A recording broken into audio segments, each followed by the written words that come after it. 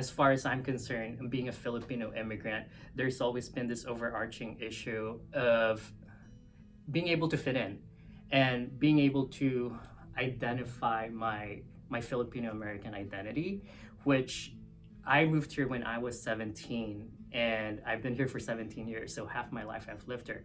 But it's been this journey of really having to figure out where I fit in and how my cultural upbringing fits within this context, broader context of being in the American society. And there's always the issue of the language and really being able to process information at the speed at which people who grew up here who are native English speakers process information. So being able to really zero in on, hey, is this something that I'm just going through on my own, or is this something that a broader population from a similar background also goes through?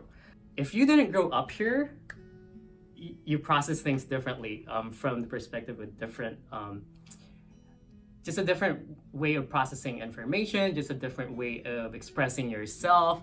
The metaphors that you use, the idioms that you use are so different from what people use here. And also there's the piece of being able to speak up. If you grew up in the Philippines and if you were raised in the Philippines, you were taught to not rock the boat.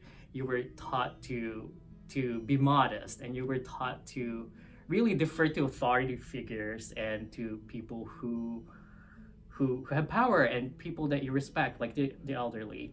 And when you bring that kind of upbringing into a very individualized society, there's a clash in the cultures, if that makes sense. And it takes a lot more runway for you to really relearn or learn the basic skills of just being able to be assertive, for example, or being able to just speak up. So yeah, for people who have gone through that kind of experience, you go through this and figure out, hey, after 17 years for me of having lived here, I'm still trying to figure it out, and that really wears you down.